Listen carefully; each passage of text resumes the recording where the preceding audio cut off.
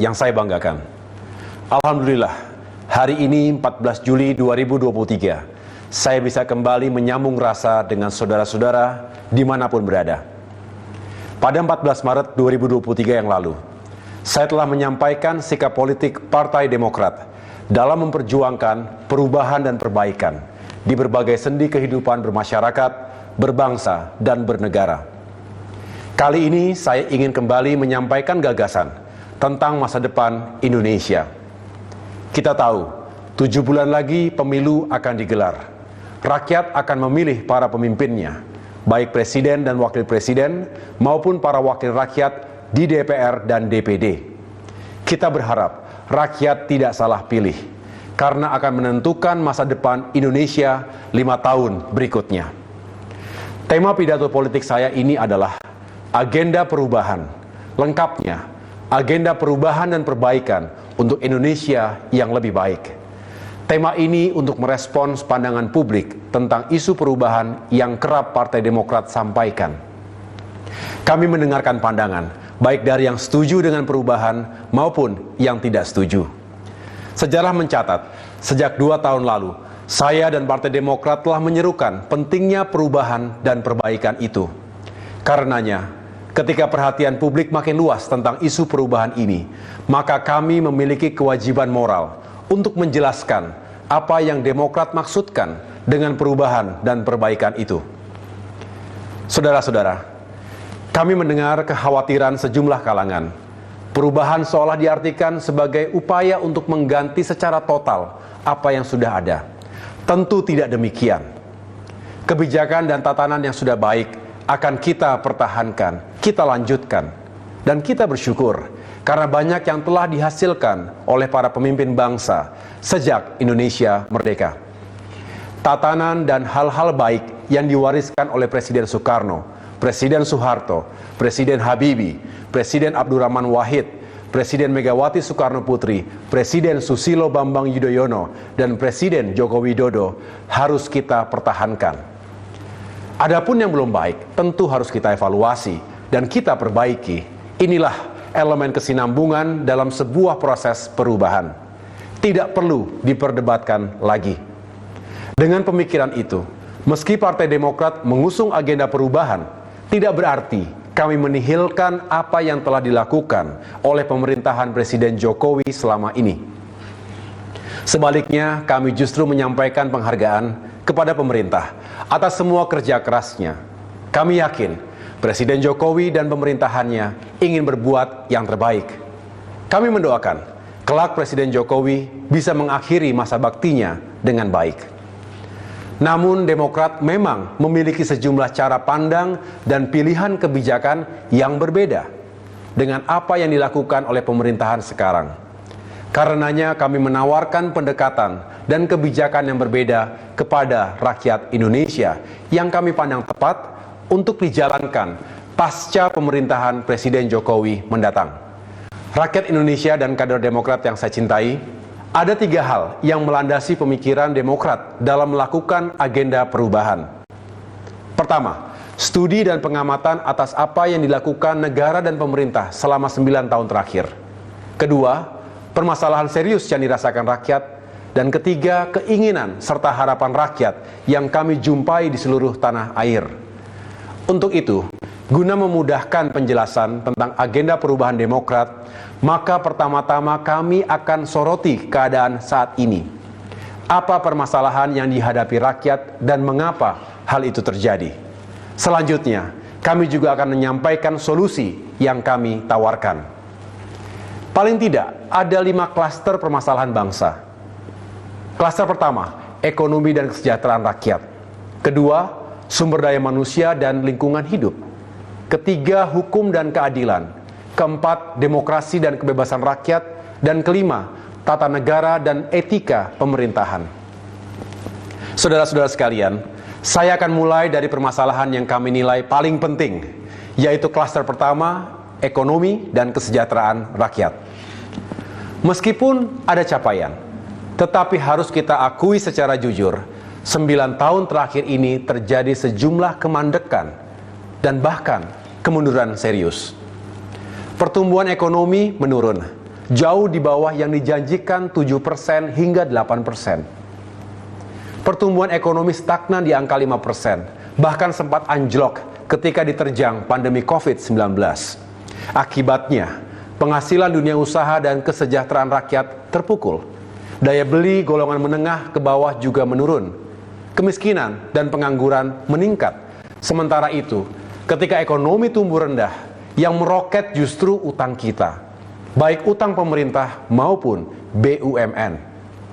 Ada yang berdalih, lambatnya pertumbuhan ekonomi karena pandemi COVID-19. Argumentasi seperti ini saya nilai hanya separuh benar.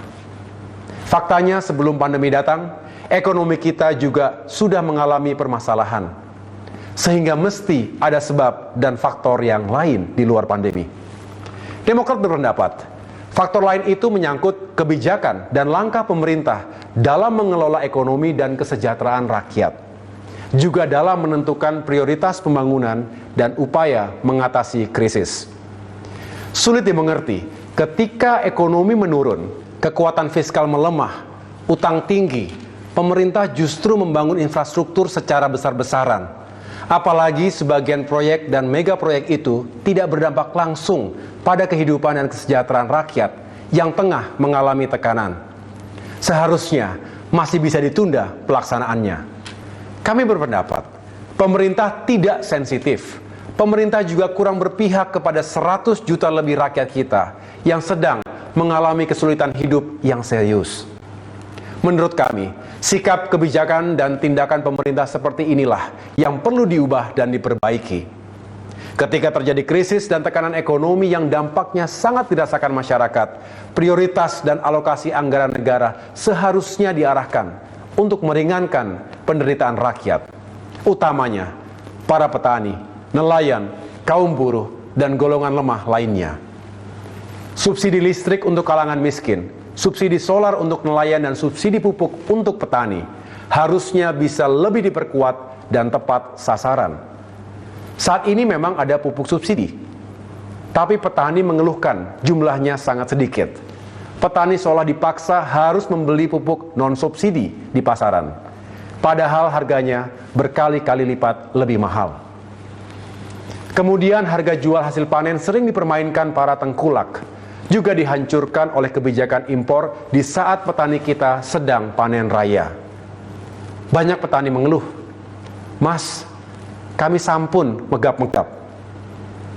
Di sisi lain, kesejahteraan abdi negara kurang diperhatikan. 9 tahun terakhir, gaji mereka hanya naik 2 kali dengan akumulasi kenaikan 11% saja. Mestinya gaji ASN, guru, tenaga kesehatan, TNI Polri, perangkat desa dan pensiunan dinaikkan setiap tahunnya. Karena jika dikaitkan inflasi, gaji mereka sebenarnya terus mengalami penurunan. Ini jelas tidak adil. Kebijakan ini mesti diubah dan diperbaiki. Kita juga harus memperhatikan nasib guru dan pegawai honorer. Secara bertahap, angkat mereka sebagai ASN dengan kebijakan yang tepat. Saudara-saudara, dengan anggaran yang cukup, kita dapat meningkatkan lapangan pekerjaan untuk rakyat, termasuk generasi muda dan kaum perempuan. Angka pengangguran harus diturunkan, cegah PHK besar-besaran, dan demi keadilan, kontrol dan batasi tenaga kerja asing. Ketika terjadi krisis ekonomi, semestinya pemerintah memberikan insentif fiskal dan keringanan pajak kepada dunia usaha, bukan sebaliknya digenjot.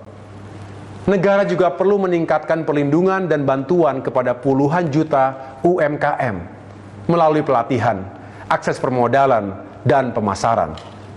Kredit usaha rakyat perlu ditingkatkan jumlahnya dan diperbaiki penyalurannya. Tingkatkan kemitraan antara usaha besar dengan UMKM. Bantu pedagang-pedagang kecil dan angkutan kota.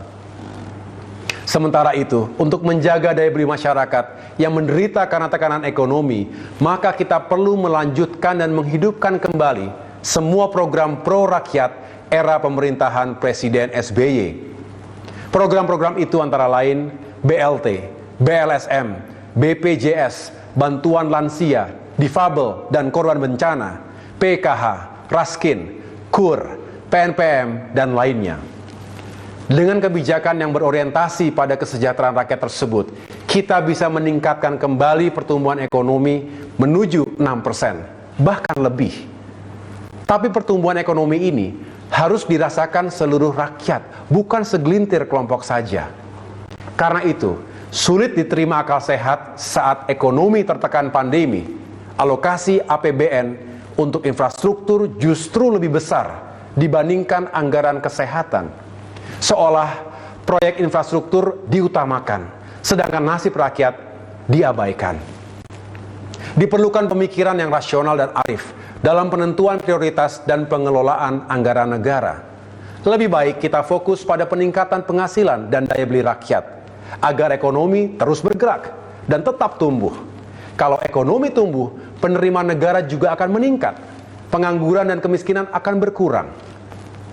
Salah satu faktor penting pendorong pertumbuhan ekonomi nasional itu adalah investasi. Kita harus menggalakkan dan meningkatkan investasi agar tercipta lapangan kerja yang lebih luas, serta penerimaan pajak yang lebih besar. Untuk itu, iklim investasi harus terus diperbaiki, termasuk kepastian di bidang hukum dan birokrasi. Kami tahu, pemerintah telah bekerja keras untuk meningkatkan investasi nasional. Tapi Demokrat mengingatkan, untuk menjaga keseimbangan antara penggunaan modal dalam negeri dan asing.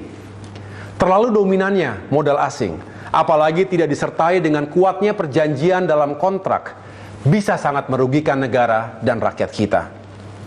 Saat ini, pelibatan investor asing di usaha energi dan sumber daya mineral, bidang pembangunan infrastruktur, kesehatan, perkebunan, dan lain-lain dinilai terlalu longgar, sehingga dirasakan kurang adil bagi rakyat. Kita harus menjadi tuan rumah di negeri kita sendiri. Saudara-saudara, Partai Demokrat dan kita semua mencemaskan meroketnya jumlah utang Indonesia, baik utang pemerintah maupun utang BUMN, hingga membuat kinerja sejumlah BUMN kita jauh di bawah sasaran. Kita harus menghentikan utang pemerintah dan utang BUMN yang terlalu besar. Banyak negara yang perekonomiannya jatuh dan mengalami krisis hebat karena jebakan utang. Pemerintah tidak bisa hanya berpikir ekonomi jangka pendek, apalagi tidak memikirkan konsekuensi jangka panjang. Kita harus belajar, banyak negara gagal akibat utang yang ugal-ugalan. Akibat utang meroket, ruang fiskal sempit. Per Maret 2023, utang kita mencapai lebih dari 7.800-an triliun rupiah. Porsi APBN untuk membayar cicilan dan bunga semakin besar. Jika rata-rata bunga utang mencapai 400-an triliun rupiah per tahunnya, maka itu setara dengan realisasi anggaran pendidikan pada APBN 2022 yang lalu. Itu baru bunga, belum cicilan pokoknya. Bayangkan, bisa jadi apa bunga utang 400 triliun rupiah itu? Jika biaya kuliah mahasiswa hingga lulus tingkat sarjana, baik pendidikan dan biaya hidup per orang mencapai 200 juta rupiah, maka kita bisa menguliahkan 2 juta orang pelajar ke kampus-kampus terbaik di Indonesia. Atau jika kita berikan bantuan modal, dana bergulir sebesar 50 juta rupiah untuk pengembangan 1 unit UMKM, maka akan ada 8 juta unit UMKM yang diberdayakan. Jika 1 unit UMKM menyerap 5 hingga 10 pekerja, maka tercipta 40 hingga 80 juta lapangan pekerjaan. Ilustrasi ini untuk memberikan gambaran konsekuensi yang harus kita tanggung bersama akibat utang yang kelewat besar. Pemerintah tidak boleh selalu berdalih bahwa dari sisi rasio utang terhadap PDB masih aman karena kurang dari 60%. Faktanya, kemampuan fiskal untuk membayar utang kita rendah dan membebani APBN kita. Untuk itu, batasi dan kontrol utang pemerintah dan BUMN. Pastikan pembangunan infrastruktur tidak mengandalkan utang. Infrastruktur memang penting. Karenanya kita juga harus melanjutkan pembangunan infrastruktur, termasuk infrastruktur perdesaan, seperti yang telah dilakukan oleh pemerintahan sebelumnya. Tetapi perlu dilakukan perubahan dan perbaikan atas kebijakan pembangunan infrastruktur ini. Pertama, Pilih dan prioritaskan infrastruktur apa yang diperlukan dengan tahapan yang rasional. Kedua, pastikan pembiayaan tersedia, baik dari APBN maupun non-APBN. Kerangka pembiayaan bersama atau pembiayaan penuh dari swasta juga sebuah pilihan. Jika harus berutang, utang itu bukanlah komponen paling besar. Ukur kemampuan keuangan kita, jangan besar pasak daripada tiang. Saya yakin pemerintah manapun tak ingin mewariskan utang besar kepada anak cucu kita dan membebani pemerintahan-pemerintahan berikutnya. Ketiga, pastikan infrastruktur yang dibangun memiliki keseimbangan antar sektor, antara nasional dan daerah, serta antara kota dan desa. Guna mencegah ketimpangan infrastruktur kota dan desa, Demokrat berpendapat PNPM mandiri perlu dihidupkan lagi. Pastikan dana desa cukup serta sesuai dengan kebutuhan desa yang bersangkutan. Saudara-saudara, dapat disimpulkan, agenda perubahan dan perbaikan Partai Demokrat dalam pengelolaan ekonomi dan peningkatan kesejahteraan rakyat mencakup cara pandang, kebijakan, penentuan prioritas, dan juga alokasi anggaran yang adil dan tepat. Rakyat Indonesia dan kader Demokrat yang saya cintai, saya akan masuk bagian kedua pidato ini, terkait kualitas sumber daya manusia dan lingkungan hidup. Demokrat akan terus berjuang agar pembangunan nasional berorientasi pada pembangunan manusia, bukan yang serba benda. Karena SDM adalah kunci utama kemajuan suatu negara. Kita perlu meningkatkan pembangunan SDM Indonesia melalui pendidikan berkualitas dan terjangkau dari sekolah dasar hingga ke perguruan tinggi. Sekolah-sekolah rusak, madrasah dan pesantren yang tidak layak, jangan dibiarkan. Harus kita bangun dan perbaiki. Kita juga harus meningkatkan infrastruktur dan fasilitas kesehatan, serta kualitas dan kemudahan pelayanan kesehatan di seluruh tanah air. Puskesmas dan rumah sakit, kapasitas tenaga kesehatan, infrastruktur serta kesiapan fasilitas medis di berbagai daerah juga harus ditingkatkan. Karena itu, hidupkan kembali dan tingkatkan program-program pro rakyat di bidang pendidikan dan kesehatan era pemerintahan Presiden SBY dulu, seperti program BOS, beasiswa bidik misi, beasiswa santri, beasiswa LPDP, BPJS Kesehatan, dan lainnya. Tingkatkan beasiswa prestasi dan beasiswa untuk golongan kurang mampu. Kerjasama pemerintah, lembaga pendidikan, dan dunia usaha perlu ditingkatkan agar lulusan pendidikan lebih mudah dapat pekerjaan. Yang tidak kalah penting, terkait kebijakan kesehatan nasional. Demokrat berpendapat agar anggaran wajib sebesar minimal 5% dari APBN yang dihapus di Undang-Undang Kesehatan seharusnya dipertahankan. Saya ulangi, harusnya tetap dipertahankan. Saudara-saudara, selanjutnya kita juga harus peka pada kondisi dunia yang kini tengah mengalami krisis lingkungan. Kita harus menyelamatkan bumi dan lingkungan kita yang semakin terancam oleh krisis iklim. Indonesia tidak kebal karena bangsa kita juga hidup di bumi yang sama. Kita makin merasakan dampak buruk dari perubahan iklim ini. Terjadi berbagai bencana alam, polusi udara, dan pemanasan global yang berdampak buruk pada kualitas tanah untuk pertanian dan perkebunan.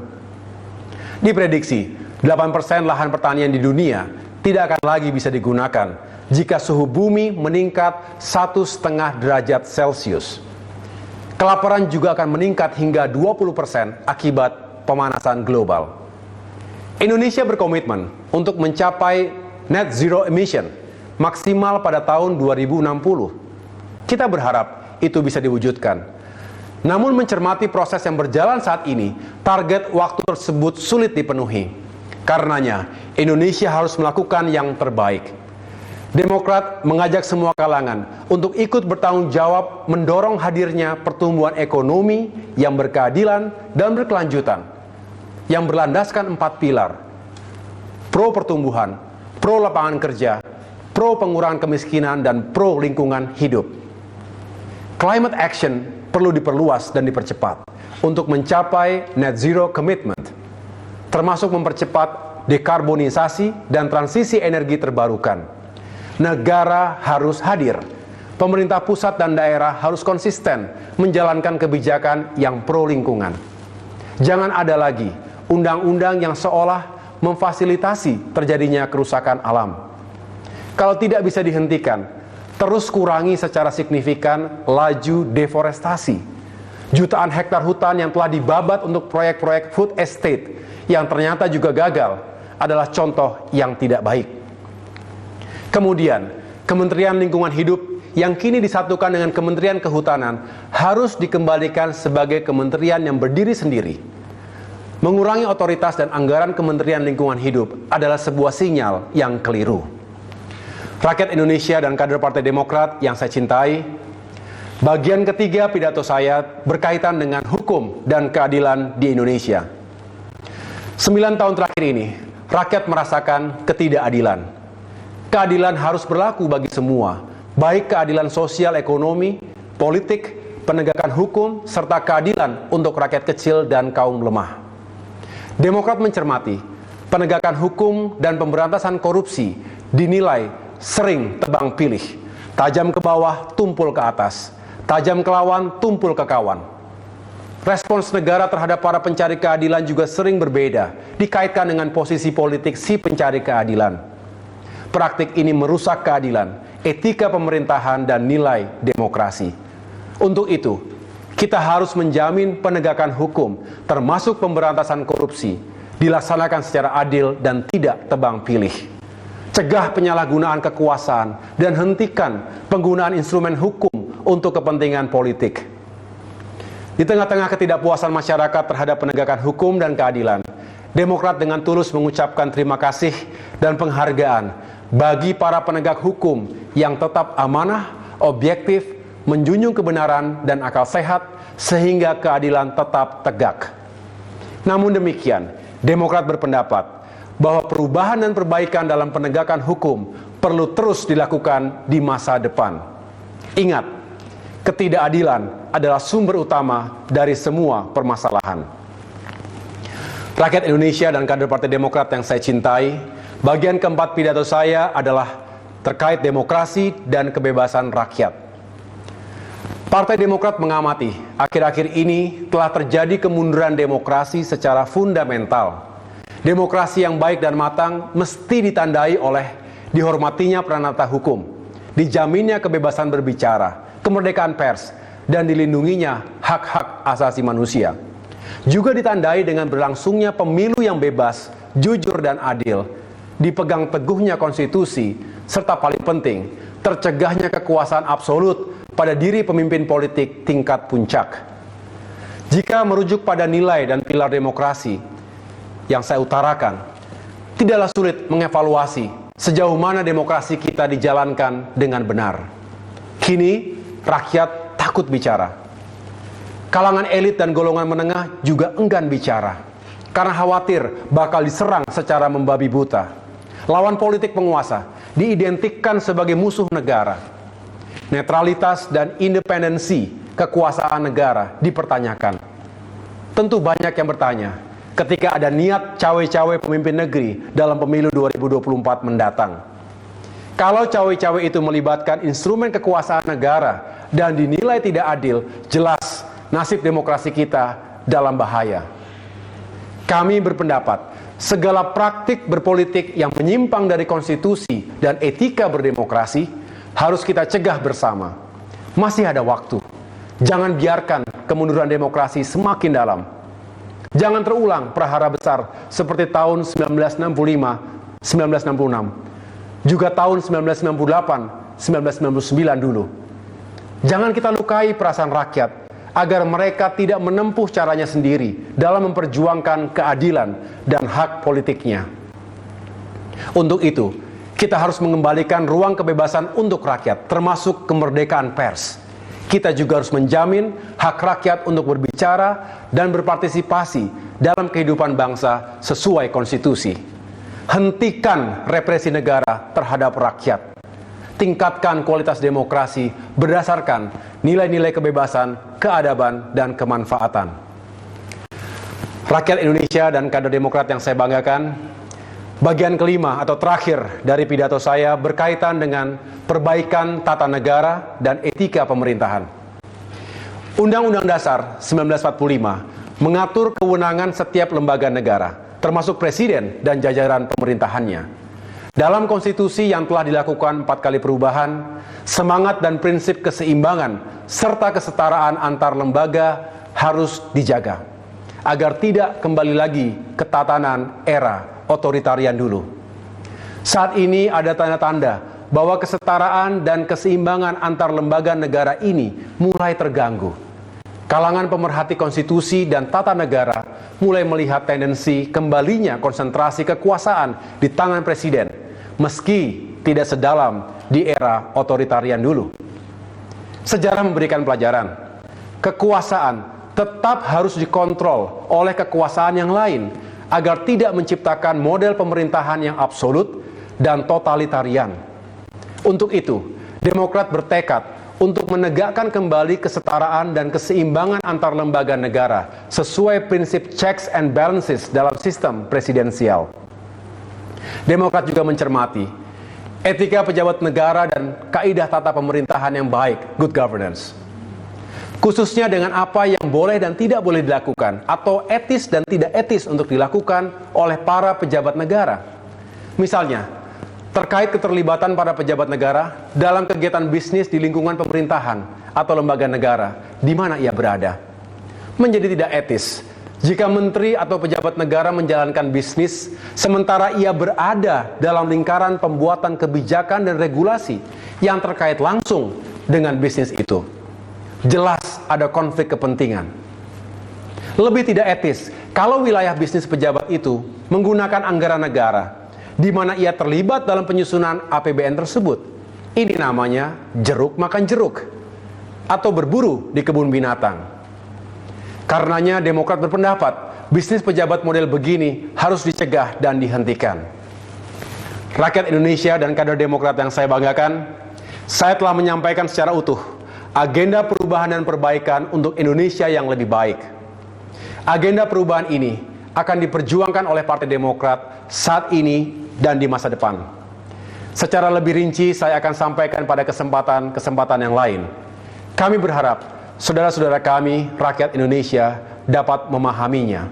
Semoga tidak ada lagi yang khawatir kalau perubahan yang Demokrat usung bertentangan dengan kerangka bernegara. Sama sekali tidak.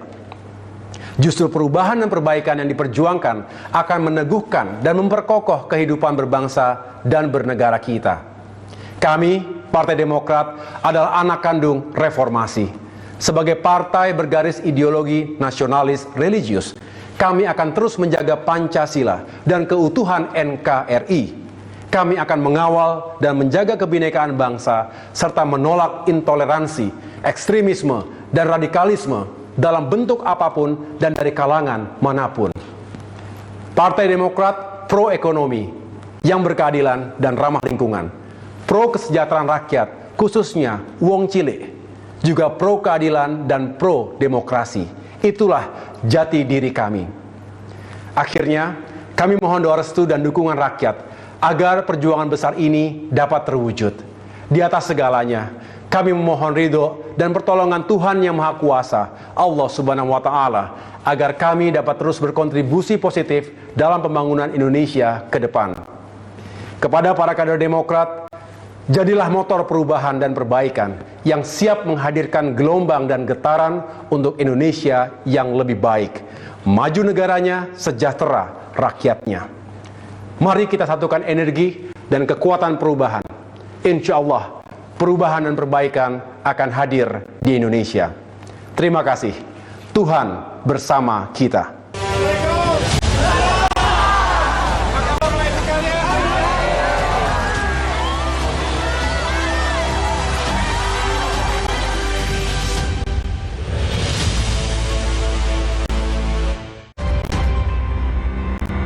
Kompas Update dipersembahkan oleh Nutrif Benecol. Selamat malam saudara, saya Tifal Solesa. Aktor senior Pierre Gruno ditetapkan sebagai tersangka atas penganiayaan pada pengunjung di tempat hiburan malam kawasan Cilandak, Jakarta Selatan. Jalan.